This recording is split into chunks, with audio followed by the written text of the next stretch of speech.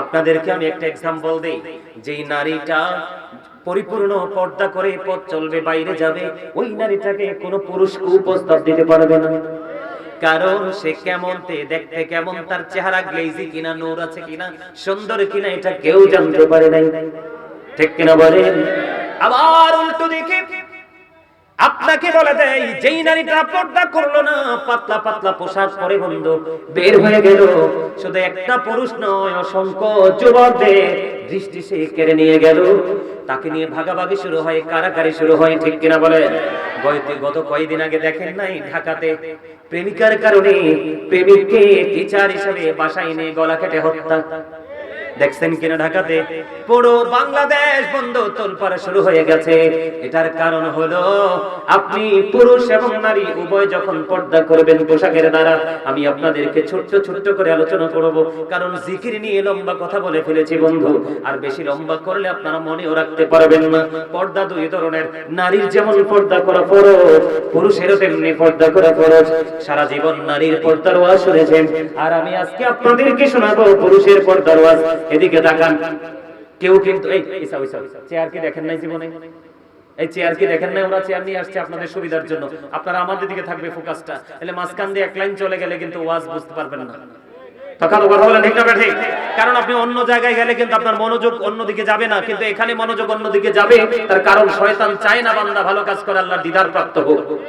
এই জন্য আপনাকে খুব সিনসিয়ারলি কথাগুলো শুনতে হবে, বুঝতে পারছেন? আমার দিকে তাকান বন্ধু, অত্যন্ত মজার ওয়াজ। আল্লাহ রাব্বুল আলামিন বলেছেন, ইয়া বানি আদম ক্বাদ আনজালনা আলাইকুম লিবাসান ইওয়ারি সাওআতিকুম ওয়ারিশান ওয়া লিবাসুত তাকওয়া যালিকা খায়র। আল্লাহ আদম সন্তানকে ডাক দিয়ে বলেছেন, আল্লাহ আদম সন্তানের জন্য তিন শ্রেণীর পোশাক দিয়েছে। দিক তাকান যুবক, সারা জীবন শুধু নারীর পর্দার ওয়াজ শুনেছো, পুরুষের পর্দা কতটা গুরুত্বপূর্ণ শুনে রাখো। আল্লাহ তিন শ্রেণীর পোশাক দিয়েছে বান্দাকে, এর মধ্যে একটা হলো বন্ধু লজ্জাস্থান ঢাকার পোশাক, যেটা প্রতিদিন কমনলি আমরা পরি, নতুন হোক বা পুরানো হোক। আর দ্বিতীয়ত হলো সাজের পোশাক। কিসের পোশাক? সাজসজ্জার পোশাক। একটা মানুষের চেহারা যত সুন্দর, দামি পোশাক পরলে তাকে আরো বেশি সৌন্দর্য মণ্ডিত করে কি করে না? এই হলো দুইটা পোশাক। আর তিন নাম্বার হলো তাকওয়ার পোশাক। আল্লাহ বলেছেন, আল্লাহর কাছে সবচেয়ে পছন্দের পোশাক হলো তাকওয়ার পোশাক, যেটা হলো শরীয়ত সম্মত পোশাক। জোরে জোরে কন্যা সুবহানাল্লাহ। এবার আমি আপনাদেরকে বলে দেই বন্ধু, আপনি আমার রাসূল থেকে শুরু করি, কারণ আল্লাহর প্রিয় হাবিব আমাদের জন্য নিয়ামত, আমাদের জন্য শিক্ষক, আমাদের জন্য মডেল। আল্লাহ রাসূল যখন পৃথিবীর বুকে কদম মোবারক বাড়িয়ে দিলেন, পৃথিবীর বুকে কদম মোবারক বাড়িয়ে দেওয়ার পরে রাসূলের ফুফু সুফিয়া রাদিয়াল্লাহু তাআলা আনহা তিনি কি করলেন? দৌড়ে চলে গেলেন। কিসের জন্য? মা আমেনার উদর থেকে পৃথিবীর বুকে ছেলে আসতো না মেয়ে আসতো সেটা দেখার জন্য দৌড়ে চলে গেলেন মা আমেনার নিভৃত ওই জীর্ণ কুটিরে। ওখানে যাওয়ার পরে বন্ধু তিনি দেখতে পাইলেন আল্লাহ রাসূলের কাছাকাছি যাওয়ার আগে আল্লাহর পক্ষ থেকে কুদরতি একটা নূরের চাদর ওই পৃথিবীর জমিনের মধ্যে চলে আসলো। রাসূলের ফুফু সুফিয়া নিজে বলতেছেন, আমি ওই নবী মুহাম্মদ রাসূলুল্লাহ সাল্লাল্লাহু আলাইহি ওয়াসাল্লামের কাছে যাওয়ার আগে দেখতে পেলাম আল্লাহর প্রিয় হাবিবুল্লাহর কুদরতি নূরের চাদর এসে তার নিচে লজ্জাস্থানটা ঢেকে দিয়েছে। পৃথিবীর কোনো মানুষ আমার নবীর লজ্জাস্থান দেখতে পায় না। জোরে জোরে কন্যা সুবহানাল্লাহ। আপনাকে আমাকে ঠিক আল্লাহ রাব্বুল আলামিন পবিত্র কালামে হাকিমে তিনি ওয়ার্ডার করেছে আপনার আমার জন্য, আপনাকে আমাকে আল্লাহর প্রিয় হাবিব তেমনি পোশাক দিয়েছে লজ্জাস্থান ঢেকে রাখার জন্য। আপনারা বলেন তো আপনাদের ছেলেরা লজ্জাস্থান ঢাকা রাখে নাকি ফাঁকা রাখে? You are very good, absolutely right answer. চমৎকার ভাবে বলেছেন, ফাঁকা না? সামনে দিয়েও ফাঁকা, পিছন দিয়েও ফাঁকা, আর মানুষ দেখে দেখে খায় শুধু ধোঁকা। কথা বলেন না কেন? বল হুজুর কেন ধোঁকা খায়? চোখের অপরাধ হলো দেখা, চোখের জিনা হলো দেখা। আপনি যে আপনার লজ্জাস্থান দেখিয়ে রাখলেন, ওই একটা নারীকে সব সময় শয়তান রশি হিসাবে ব্যবহার করে, ওই নারী তো তার চোখ নষ্ট হয়ে গেল। ঠিক কিনা বলেন? আবার নারীর কাছে যখন আসবো সেটা নিয়ে আমি আলোচনা করব বন্ধু। এবার আসেন, এই যে দুই তিনটা পোশাক, একটা হলো লজ্জাস্থান ঢাকার, একটা হলো সাজ সজ্জার, আর একটা হলো তাকওয়ার যেটা শরীয়ত সম্মত আল্লাহর পছন্দের পোশাক। এই তিনটার মধ্যে সবচেয়ে উত্তম হলো তাকওয়ার পোশাকটা। এবার আসেন, এই যে তাকওয়ার পোশাক কোনটাকে বলে? আপনি লুঙ্গি বলেন, প্যান্ট বলেন, পায়জামা বলেন, ট্রাউজার বলেন, যেটাই বলেন আপনার পছন্দের পোশাক। ও যুবক, তোমরা বেশি বেশি করে শোনো, শুধু তোমরা পোশাকের কারণে তোমরা জাহান্নামী হয়ে যাচ্ছ। বুখারী শরীফ থেকে প্রমাণিত। এই যে উপর দিয়ে থাকবে পুরুষের পর্দা এবং ফরজ, উপর দিয়ে থাকবে নাভি বরাবর অথবা নাভির উপরে, নাভির উপরে অথবা নাভি বরাবর থাকতে হবে, এর নিচে নামতে পারবে না। আর নিচের দিক দিয়ে থাকবে ঠাকুর, নিচের দিক দিয়ে থাকবে হাঁটুর নিচে, টাকনুর উপরে। এই কন্ডিশনে পোশাক পরা পুরুষের জন্য ফরজ। এখন আপনারা বলেন, ছেলেরা যে জিন্স প্যান্টটা পরে তার লজ্জাস্থান দেখা যায় কি যায় না? আমি নিজে দেখেছি। ও বন্ধু, যখন একটা ছেলে শুয়ে শুয়ে কাজ করে, পিছন দিক দিয়ে পুরো লজ্জাস্থান ওপেনিং।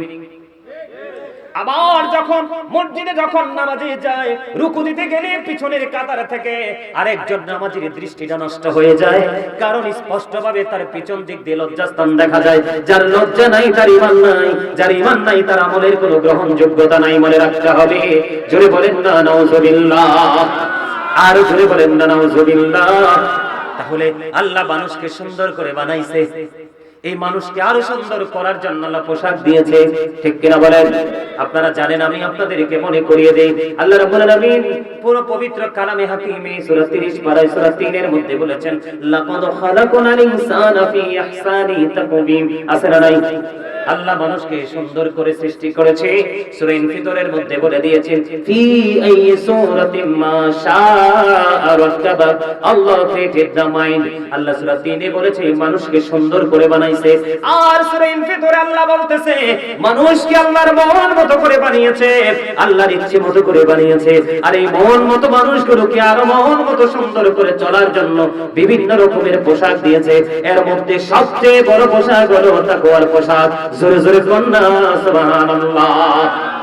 আমি আজকে এই মাহফিলকে সাক্ষী রেখে, আপনাদেরকে সাক্ষী রেখে বলে যাই, আগামী কাল থেকে যদি আপনারা এই আমার কথার বাইরে যদি পোশাক পরেন, আপনাদেরকে আল্লাহ আর কোনোদিন ছাড় দিবে না। কারণ আপনারা আজকে আসল সত্য জেনে গেছেন, ঠিক কিনা বলেন?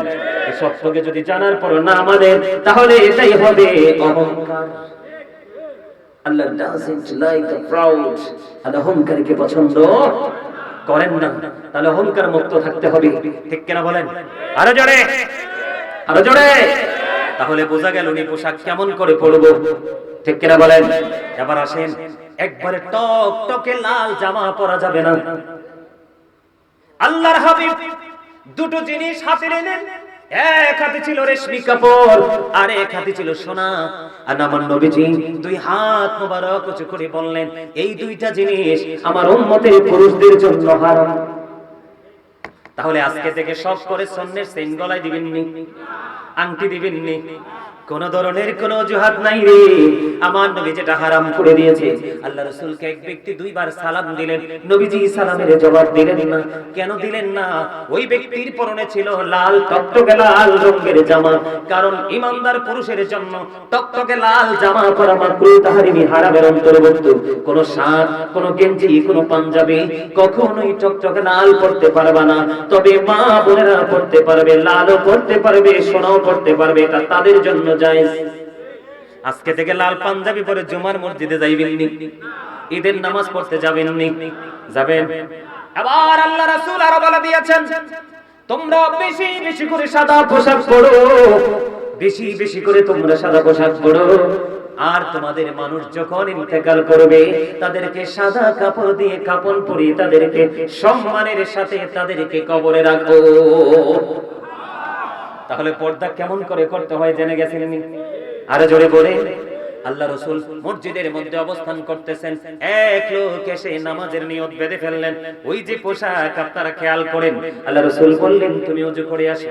তিনি কিন্তু নামাজের নিয়ত বেঁধে ফেললেন, তুমি ওযু করে আসো।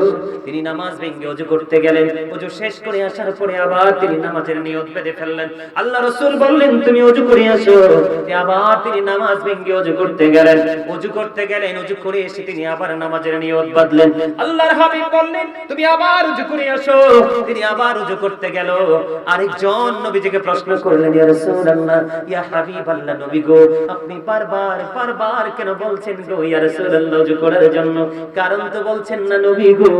আমার নবীজি বললেন, তুমি চাইয়া দেখো, ওই যে মানুষের পরনের পোশাকের টাকটুর নিচে রে, ওই ব্যক্তি টাকটুর নিচে পোশাক পরে অহংকার করে নামাজ পড়বে, ওই নামাজ আল্লাহর কাছে গ্রহণযোগ্য হবে না।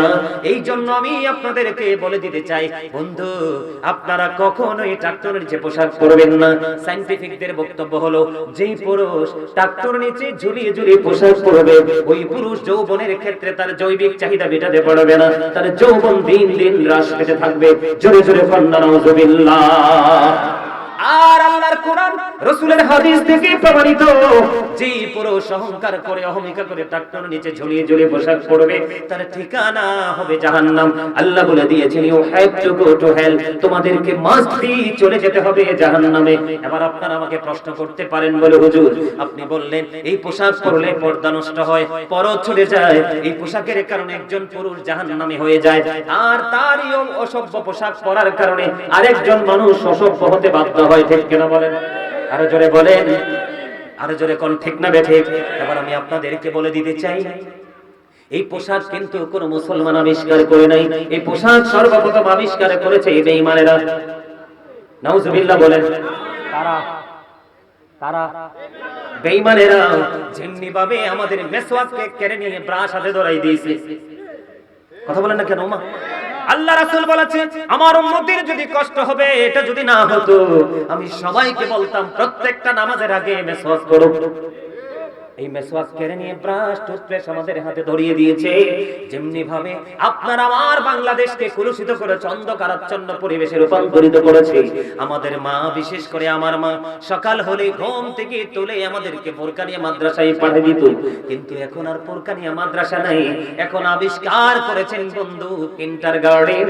এটাও বন্ধু ইহুদিদের একটা অপকৌশল। ঠিক তেমনি ভাবে ওই ইহুদিরা, বেঈমানেরা, কাফির মুশরিকেরা মুসলমানের চাইতে বেশি কোরআন রিসার্চ করতেছে, একটার পর একটা আধুনিক প্রযুক্তি তারা আবিষ্কার করতেছে। এই কোরআন রিসার্চ করে করে তারা জানতে পেরেছে মুসলমানকে কিভাবে ধ্বংসস্তূপে পরিণত করা যায়।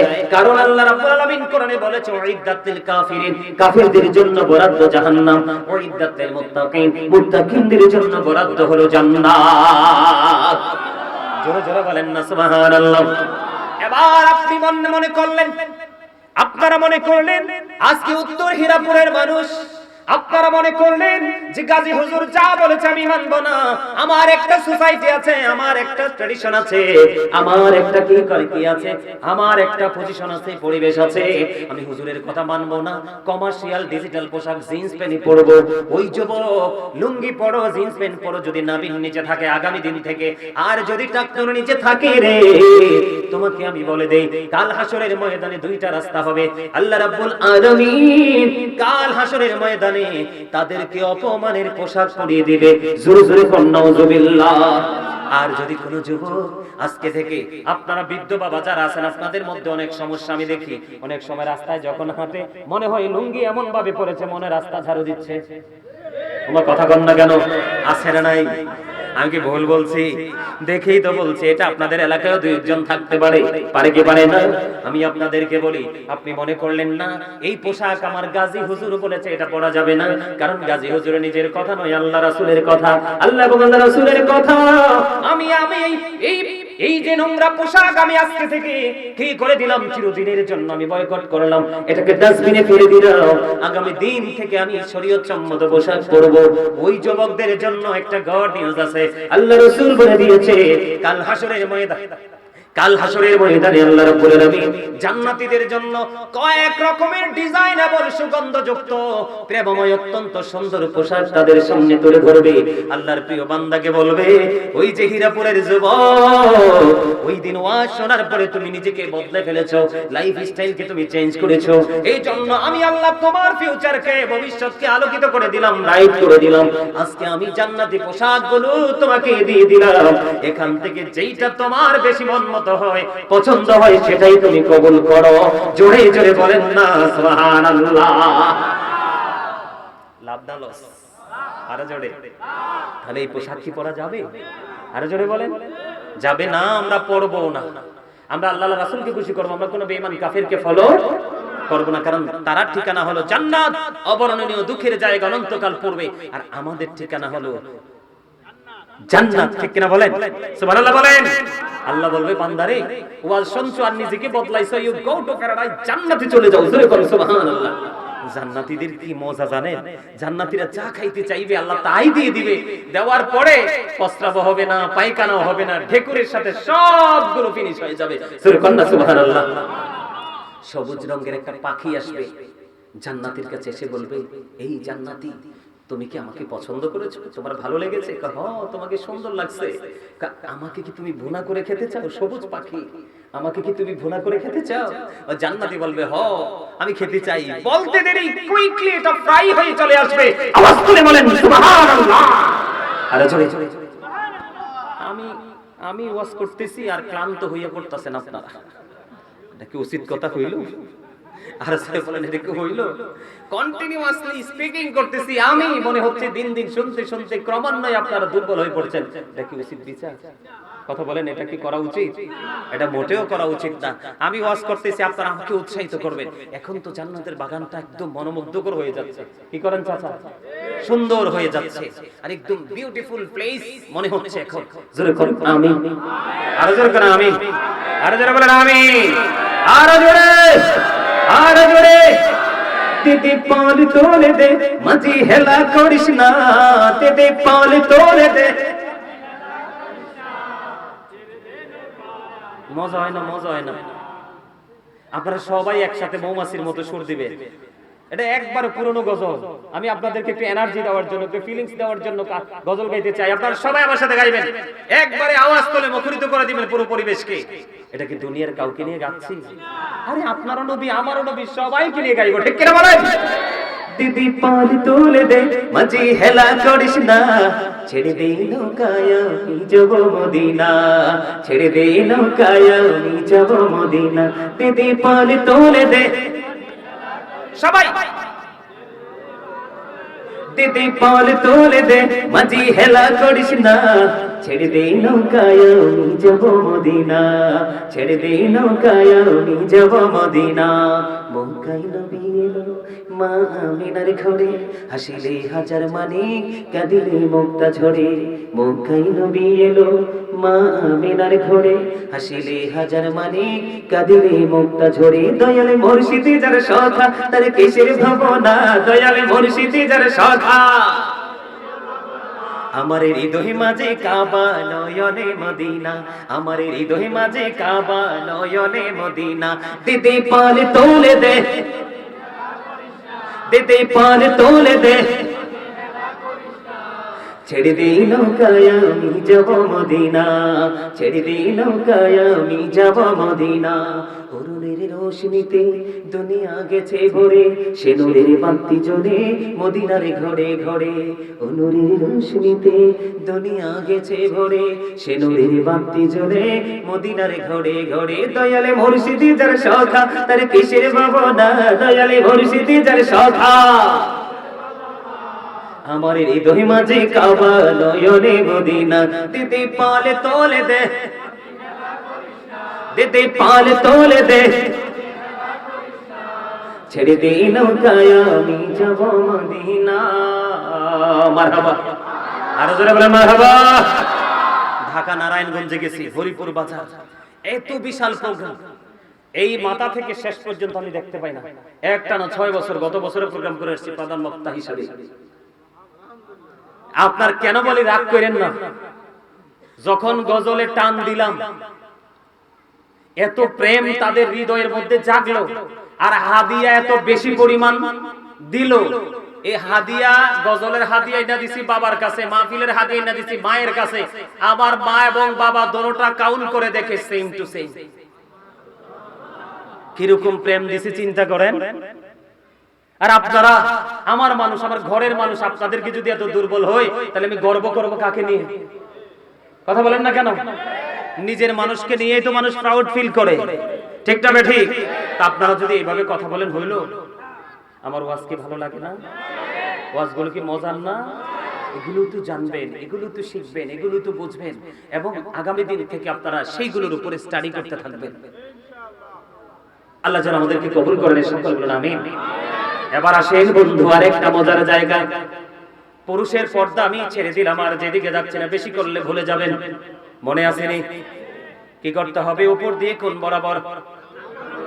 নাভি বরাবর। উপরে থাকলে সমস্যা নাই, কিন্তু নিচে গেলে সমস্যা আছে, ঠিক না ভাই? ঠিক। এবার নিচে দিয়ে কোন দিকে? হাঁটুর নিচে, টাকনোর উপরে, ঠিক কিনা বলেন? এবার অনেক দুষ্ট ছেলে মসজিদে গেলে মনে মনে বলবে, গাজী হুজুর তো বলছে টাকনোর উপরে রাখার জন্য, আমি জিন্স প্যান্টটাই পরবো, তবে নামাজের সময় বটি দিব। ওরে দুষ্ট, তুমি বলে গেলে চলবে না।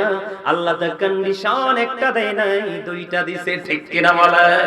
তুমি হয়তোবা নিচে দিয়ে বটি এটাকে তুমি ক্লোজ করে ফেলতে পারবে, টাকনোর উপরে উঠাইতে পারবা। বেঈমান কাফেররা এমন কৌশলে তোমার এই পোশাকটা আবিষ্কার করেছে, তুমি উপরে দিয়ে, এই যুবক শোনো, উপরে দিয়ে তুমি হাজার চেষ্টা করলেও তুমি নাভির উপরে তুলতে পারবা না, কারণ এটা জন্মই হয়েছে ছোট হয়ে, ঠিক কিনা বলেন? আরে আরো জোরে! এই ছোট্ট পোশাক আমরা পরবো না, আমরা ওইটাই পরবো যেটাতে আমার আল্লাহ এবং আল্লাহর রাসূল সন্তুষ্ট। আর নামাজের মতো তো পবিত্র নিয়ামত, যেই নামাজ পড়লে শীতের দিনের মতো গাছের পাতা যেমনি ঝরে যায়, শীতের দিনের গাছের পাতার মতো নাকি গুনাহও ঝরে যায়। এত গুরুত্বপূর্ণ নামাজকে আমি জাস্ট পোশাকের জন্য কুরবানি করব না, এটা কখনোই হতে পারে না। আর যদি করেন আজকে থেকে আমি বলবো আপনি স্টুপিড, ঠিক না? ঠিক। রাগ হইেন না, আমি স্টুপিড মানে বোকা। আর যদি ঠিক তবে ঠিক, আমরা বোকামি করতে চাই না, ঠিক না? ঠিক। এবার আসেন বন্ধু, মা বোনেরা, নারীদের পর্দাটা কেমন করে করতে হবে একটু বলার দরকার আছে নি? আরো যারা বলেন না হবে জানেন। আবার রাসূল বলছে পৃথিবীর অবস্থা যখন ইসলামের বিপরীত দিকে চলে যাবে, বান্দারে ও বন্ধু তোমাদের পায়ে হাত দিয়ে বলছি রে, অন্যদিকে মনোযোগ দিও না। আমি আমার ওই উত্তর হীরাপুরের আমার মা বোনদেরকেও বলবো, মা গো একটু হৃদয় খুলে শোনো, এই কিছু সময়ের জন্য তুমি কাজটাকে বন্ধ করে দাও। আমি বলে দেই, আমার নবীজি বলেছে পৃথিবীর অবস্থা যখন তোমরা দেখতে পাবে ইসলামের বিপরীত দিকে চলে গেছে, তোমরা কখনো কি করো না, তোমরা দিন এবং দুনিয়ার কাজ ছাড়া তোমরা ঘর থেকে বের হইও না, কারণ ঘর থেকে বের হলেই শুধু পাপ আর পাপ তোমার দ্বারা অর্জন হবে। আপনারা সত্যি করে বলেন, আপনারা সত্যি করে বলেন, মা বোনেরা যদি রাস্তায় বের হয়, পুরুষটা কি চোখ তুলে তাকানোর মতো পোশাক পরে বের হয়নি? আরো জোরে বলেন। বর্তমানে বাংলাদেশের মেয়েরা ইহুদিদের মতো গায়ে তো ওড়না দেয় না, বোরকা তো থাক দূরে, ঠিক কিনা বলেন? আরো জোরে বলেন। বুকে ওড়না দেয় না, তার লজ্জাস্থান দেখায় রাখে। এটা কেমন করে সম্ভব? বাবা মা কি নাই, অভিভাবক কি নাই, গার্ডিয়ান কি নেই? আমি বাবা মাকে বলবো, every parent should take care their children very carefully. প্রত্যেকটা পিতামাতার উচিত সন্তানের দায়িত্ব যত্ন সহকারে পালন করা।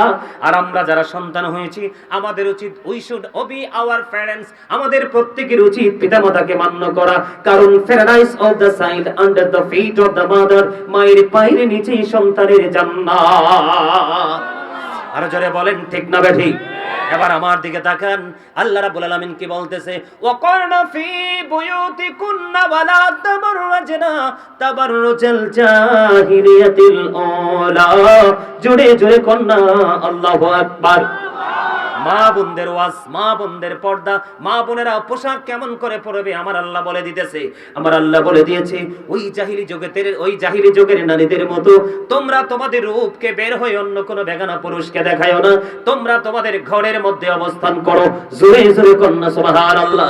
বলে হুজুর আমাদের মা বোনেরা কি চার পায়া জন্তু? না না না, আমার রাসূল জানিয়ে দিয়েছে যদি তোমরা ঘর থেকে বের হও, ঘরটা নিয়ে বের হও, ঠিক না ঠিক? তার মানে তুমি ঘরের মধ্যে যেমনি নিরাপদে থাকো, আবৃত থাকো, ঠিক তেমনি ভাবে তুমি এমন পোশাক নিয়ে বের হও তুমি যেন ঘরের মতোই নিরাপদে তুমি চলতে পারো। তবে চলতে গেলে কন্ডিশন আছে মেয়েদের ক্ষেত্রে বন্ধু। যদি একটা মেয়ে তিনটা পুরুষ, কয়টা পুরুষ? একটা মেয়ে, একটা নারী, তিনটা পুরুষ ছাড়া আঙ্গিনার বাইরে যেতে পারবে না। একটা হলো তার বাবা, আরেকটা হলো তার স্বামী, আরেকটা হলো তার উপযুক্ত সন্তান। এই তিনটা পুরুষ ছাড়া একটা নারী কোনো অজুহাতে সেই সীমানা ত্যাগ করতে পারবে না, সীমানা ছেড়ে পথ চলতে পারবে না। আজকে এই আমাদের সমাজের মধ্যে কি প্রথা চালু আছে? নাই নাই নাই। কেন নাই রে? তার কারণ হলো আমরা ওয়াজ এক কানে শুনি, আরেক কানে কি করে দেই, ফেলে দেই। এটাকে আমরা বাস্তব জীবনে বাস্তবায়ন করার মানসিকতা নাই। কথা বলেন না কেন? আমি আপনাদেরকে বলে দেই, এটার জন্য দায়ী কিন্তু পুরুষরাই হবে। কারণ নারীরা জন্মের পরে বাবার ঘরে, বিয়ের পরে স্বামীর কমানে। যাবেন কোথায়? আপনি বাঁচতে পারবেন না। আল্লাহ রাব্বুল আলামিন এই জন্য বলেছে, ওই জাহিলিয়াতের যুগের মতো নারীরা এইভাবে চলতে পারবে না। পর্দা করতে হবে, ঘরে থাকতে হবে, আর বাইর হলে সেই পর্দা নিয়ে বের হতে হবে। জোরে জোরে কন্যা সুবহানাল্লাহ। আরো জোরে বলেন না সুবহানাল্লাহ। সময় শেষ হইছে হুজুর, হইছে না? আপনি যেইভাবে আইছেন, আমি তো কই আমার চিঠি লিখতে আইছে। আরে আপনারা হাসতেও পারেন না ভালো করে। আমি তো এই কথা বলছি হাসার জন্য। আপনি ফ্রিলি একটু হাসেন, অন্তত পক্ষে একটু হাসেন। কথা বলেন। যেইভাবে যেই মোড়ে আসছে হুজুর, আমি বলছি আমার রিসিভ তো করছে, আমার মনে হয় ঘন্টা বাড়ি দিচ্ছে, ঘন্টা বাড়ি দেওয়ার জন্য আসছে। ঠিক কিনা বলেন? একটু মাঝে মাঝে হাসবেন, হার্ট ভালো থাকবে। নবীজি বলেছে একটু করে হাসো, তবে অতিরিক্ত হাসলে তোমার অন্তরটা মৃত্যুবরণ করবে। অতিরিক্ত হাসা যাবে না। সামনে আসেন। আলহামদুলিল্লাহ বলেন। আরো জোরে, আরো জোরে। এখন মা বোনেরা কাপড় কিন্তু পরে ঠিকই, কিন্তু অঙ্গ দেখা যায়। ঠিক না বেঠি? অঙ্গ দেখা যায় রে। আমার রাসূল বলে দিয়েছে বন্ধু, যেই নারীটা পোশাক পরার পরেও তার শরীরটা দেখা যায়, অঙ্গটা দেখা যায়, ওই নারীটা পোশাক পরিহিত নারী না। ওই নারীকে ও বন্ধু বলা হয় উলঙ্গিনী, ল্যাংটা। এটা আমার কথা নয়, আমার রাসূলের কথা। যেই পোশাক তোমাকে ঢাকতে পারলো না, যেই পোশাক তোমাকে আবৃত করতে পারলো না, যেই পোশাক তোমার লজ্জাস্থানকে ঢাকতে পারলো না, এই পোশাক কখনোই তোমার আপন হতে পারে না। ঠিক কিনা বলেন? বন্ধ। ইসলামের প্রথম খলিফা হলেন আবু বকর সিদ্দিক রাদিয়াল্লাহু তাআলা আনহু। আবু বকর সিদ্দিক রাদিয়াল্লাহু তাআলা আনহুর কন্যা আসমা, তিনি কি করলেন? আমার রাসূলের সামনে দিয়ে যাচ্ছিলেন। হঠাৎ করে যখন যাওয়ার সময় আমার রাসূল এই আসমার মাথার দিকে, বডির দিকে তাকিয়ে দেখলেন আসমার মাথার মধ্যে পাতলা কাপড়। তখন আমার নবীজি ওনার পবিত্র নূরানী চেহারা মোবারক উল্টো দিকে ঘুরিয়ে দিলেন। ইয়া রাসূলুল্লাহ, ইয়া হাবিবাল্লাহ। কেন গো? এই কারণে বন্ধু, নারীদের যখন উপযুক্ত হয়, প্রাপ্ত বয়স্ক হয়, তখন তাদের মোটা কাপড় পরে তাকে পর্দা করতে হয়। কারণ পর্দা করা নারীদের জন্য ফরজ, আর অঙ্গ দেখাইয়া পর্দা ছাড়া চলা তাদের জন্য হারাম। এবার নারীদের পর্দাটার কন্ডিশন কি? মাথা থেকে পা পর্যন্ত পুরোটা ঢেকে ফেলতে হবে। ও বন্ধু, কোনো কারণে হাতের তালু, পায়ের তালু দেখাতে পারবে। বিশেষ কোন মুহূর্ত যদি কোনো নারীর সামনে আসে, তখন সে তার মুখমণ্ডলটা সে দেখাতে পারবে। অন্যথায় কন্টিনিউয়াসলি পুরো বডি তাকে ঢেকে রাখতে হবে। এইভাবে ঢেকে রাখা তার জন্য ফরজ। জোরে কোন সুবহানাল্লাহ। আর জোরে বলেন না সুবহানাল্লাহ। বন্ধুরে আমার, আমি আপনাদেরকে বলে দিতে চাই, পর্দার কিছু কন্ডিশন আছে। বন্ধুরে আমার, অনেকের স্বামী বিদেশ থাকে, দেবর খুব কাছে থাকে, আছে না নাই? আরো জোরে বলেন। আল্লাহ রাসূলকে দেবর সম্পর্কে প্রশ্ন করা হলো। আল্লাহ রাসূল বলে দিলেন, একটা নারী তার দেবরের সাথে দেখা করার চাইতে তার মৃত্যুটা অনেক বেটার। নাউজুবিল্লাহ বলেন না কেন? আরো জোরে বলেন। আর পুরুষদেরকে বলে দেই, যেই নারীর স্বামী বাড়িতে নাই, যেই নারীর স্বামী তার কাছে নাই, যেই নারীর স্বামী দেশে নাই, আল্লাহ রাসূল বলেছেন ওই নারীর সীমানায় কোনো পুরুষ তোমরা কদমটা দিও না। যদি তোমরা কোনো অন্যায় করতে হবে না, কোনো অপরাধ করতে হবে না। যদি কোনো নারীর বিছানা বা খাটের একটা কোণে, একটা অংশে যদি তুমি বসো, তোমার জন্য ভয়ঙ্কর বিষাক্ত অজগর বরাদ্দ করা আছে। জোরে জোরে কন্যা নাউজুবিল্লাহ। আমাদের মধ্যে আরেকটা নারী আছে, যেই নারীটাকে বলা হয় মর্দা। কি বলা হয়? আরো জোরে বলেন। যেটা পুরুষের মতো পথ চলে, পুরুষের মতো ডিজাইন করে, পুরুষের মতো পোশাক পরে। ঠিক না ঠিক? আমাদের মধ্যে আসেনি? এখন দেখবেন আমাদের কুমিল্লা কান্দির পারে গেলে জিন্স প্যান্টওয়ালা মহিলা পাওয়া যায়। অবাক লাগে, বাপে পাঞ্জাবি পরে আছে, প্যান্ট পরে আছে, মেয়েটাকে একেবারে একটা আমাদের কি গেঞ্জি না পরে, এগুলা কি হাফাতা গেঞ্জি পরাইয়া মেয়েটাকে প্যান্ট পরাইয়া নিয়ে বের হয়ে গেছে। নাউজুবিল্লাহ বলেন না কেন? আরো জোরে বলেন। লজ্জায় মইরা গেলাম। বাবা হাতে ধরে হাঁটতেছে মেয়েকে, নাউজুবিল্লাহ বলেন। যে নারী পুরুষের পোশাক পরবে অথবা যে পুরুষ নারীর জিনিস ইউজ করবে, ওই দুইটা দলকে আল্লাহ রাসূল অভিশপ্ত করে গেছেন, লানত দিয়ে গেছেন। জোরে বলেন নাউজুবিল্লাহ। যেই নারীটা পুরুষের পোশাক পরে পুরুষের মতো চলে, ওই নারীকে বলা হয় মর্দা মহিলা। ওই মহিলার জন্য জাহান্নামে ভয়ঙ্কর একটা খাবার বরাদ্দ আছে। বলবো নি কি খাবার? ওই খাবারের নাম হলো বন্ধু তিনাতুল খাবার। ইয়া রাসূলুল্লাহ, ইয়া হাবিবাল্লাহ, এই তিনাতুল খাবারটা কি গো? এই তিনাতুল খাবারটা হলো আরেকটা জাহান্নামের নিংড়ানো রক্তপুঞ্জ অথবা ঘাম। জোরে জোরে কন্না নাউজুবিল্লাহ। সবচেয়ে ভয়ঙ্কর খবর কি জানেন? সবচেয়ে ভয়ঙ্কর খবর হলো ওখানে কিন্তু আপনি কষ্ট ভোগ করতে হবে, কিন্তু লা ইয়ামুতু, people will not die that day. সেদিন মানুষ মরতে পারবে না। আল্লাহ বলেছেন ফিহা ওয়ালা ইয়াহইয়া, people will not be able to live that day. সেদিন মানুষ বাঁচতেও পারবে না। আল্লাহ বলেছেন ওয়ামা হুম আনহা বিগাইবিন, people will not be able to escape that day. সেদিন মানুষ সেখান থেকে পালাতেও পারবে না। বাঁচার সুযোগ নাই, মরারও সুযোগ নাই, পালিয়ে যাওয়ারও। কথা কি বুঝে আসছে? দোষটা কারে দিবেন? সূরা ইউনূস 44 নম্বর আয়াত। আল্লাহ বলেছেন ইন্নাল্লাহা লা ইয়াজলিমুন নাসা শাইয়্যান ওয়ালাকিন্নান নাসা আনফুসাহুম ইয়াজলিমুন। আল্লাহ বলেছেন আল্লাহ আল্লাহর বান্দার উপর অত্যাচার করে না, বান্দা নিজেই নিজের উপর অত্যাচার করে। আরে যাবেন কই? আপনি আমি সত্য কথা বলার কারণে আপনি আমাকে এগেইনস্ট পার্টি মনে করতেছেন, শত্রু মনে করতেছেন। আমি তো আমার কথা বলছি না, আমি আপনাকে বাঁচানোর কথা বলছি। জুলুম যারা করলা বন্ধু, হারাইলা দুকুল, জনম জনম কি দিও তোমার হবে না মাসুল। একবার ভেবে দেখো না তোমার কোথায় ঠিকানা, একবার ভেবে দেখো না তোমার কোথায় ঠিকানা। এখনো তো আছে সময়, এখনো তো আছে সময়, বুঝো তোমার ভুল। জনম জনম কি দিও তোমার হবে না মাসুল। বলেন জুলুম যারা করলা বন্ধু, হারাইলা দুকুল, জনম জনম কি দিও তোমার হবে না মাসুল। বৃষ্টি যখন আসে বন্ধু শীতল মরুভূমি, তওবা করো ক্ষমা পাবে বলে গেলাম আমি। বৃষ্টি যখন আসে বন্ধু শীতল মরুভূমি, তওবা করো ক্ষমা পাবে বলে গেলাম আমি। তোমার জীবনে মোহনা কোথায় সে তো জানো না, তোমার জীবনে মোহনা কোথায় সে তো জানো না। ক্ষমা যদি না পাও বন্ধু, ক্ষমা যদি না পাও বন্ধু, পাবে না তো কুল। জনম জনম কি দিও তোমার হবে না মাসুল। বলেন জুলুম যারা করে না বন্ধু, সবাই বলেন খুশি হব। অনেক কষ্ট করে লিখেছি, সুর দিয়েছি বন্ধু। বলেন জুলুম যারা করে না বন্ধু, হারাইলা দুকুল, জনম জনম কি দিও তোমার হবে না মাসুল। তোমার আসল ঠিকানা কোথায় সে তো জানো না, তোমার আসল ঠিকানা কোথায় সে তো জানো না। ঠিক কিনা বলেন? কথা কি ঠিক আছে? বৃষ্টি পড়লে যেমন মরুভূমি পুরোপুরি শীতল হয়ে যায়, ঠিক তেমনি করলে, ঠিক তেমনি ভাবে আপনি যখন তওবা করবেন, আপনার তওবার কারণে আপনার হৃদয় রাজ্য থেকে সকল অপরাধ দূর হয়ে গিয়ে আপনার ওই হৃদয়টা সবুজ শ্যামল একটা ফলের বাগানে রূপান্তরিত হবে।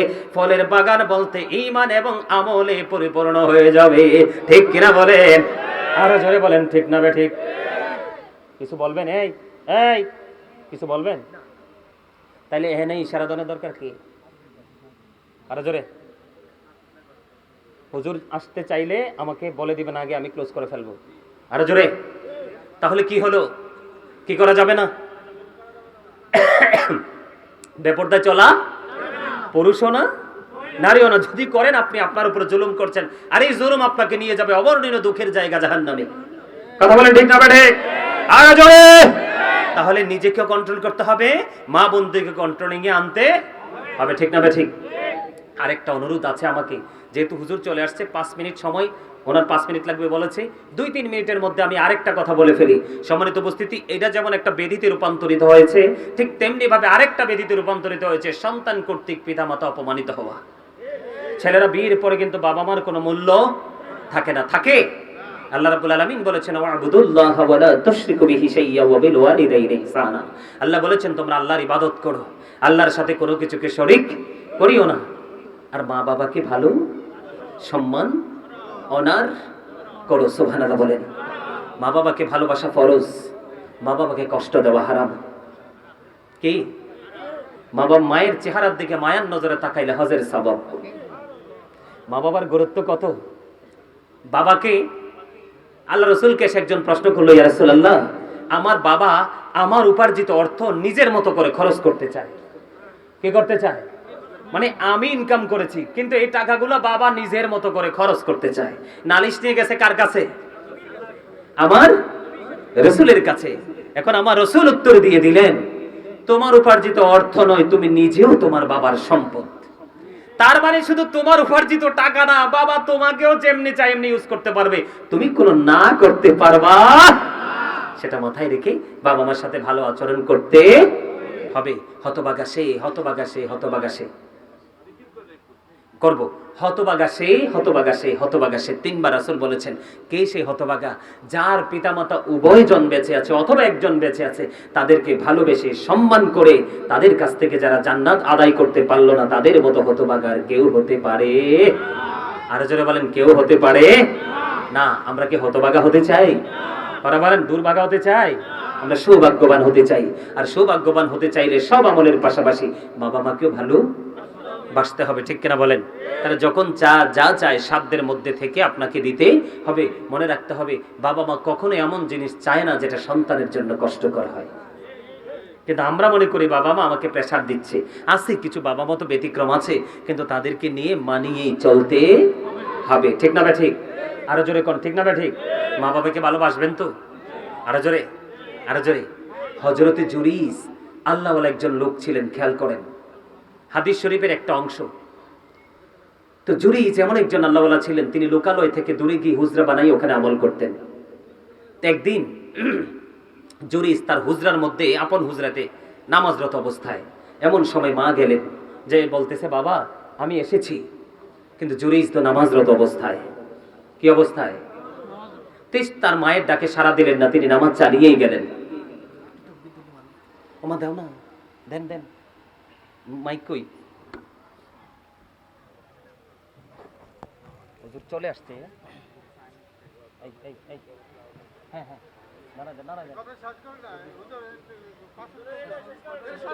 আচ্ছা নারাই দাও, দেওয়ার পরে শেষ করবো। ছোট্ট একটা হাদিস, গুরুত্বপূর্ণ একটা অংশ বিশেষ। তো নামাজরত অবস্থায় মা ডাকলেন, তিনি নামাজ চালিয়ে গেলেন, মায়ের ডাকে সাড়া দিলেন না। তো মা আজকে চলে গেল। দ্বিতীয় দিন আবার আসলেন, আসার পরে আজকেও ছেলে নামাজরত অবস্থায়, মা ডাকছেন, সাড়া দিল না, নামাজ শেষ করলো। নামাজ শেষ করে বাইরে এসে দেখে মা নাই, আজকে চলে গেলেন। ঠিক তৃতীয় দিন আবার সেম ঘটনা, যে মা আবার আসলো নামাজরত অবস্থায়, মা ডাকছে, ছেলে সাড়া দিল না, সে নামাজ চালিয়ে গেল। তৃতীয় দিন ছেলের সাথে দেখা করতে পারলো না, যাইতে বলল, আল্লাহ আমি 3 দিন আসলাম ছেলের সাথে দেখা করার জন্য, কিন্তু ছেলেটা দেখা দিল না, তাকে বেশ্যা মহিলার মুখ না দেখাইয়া মরণ দিও না।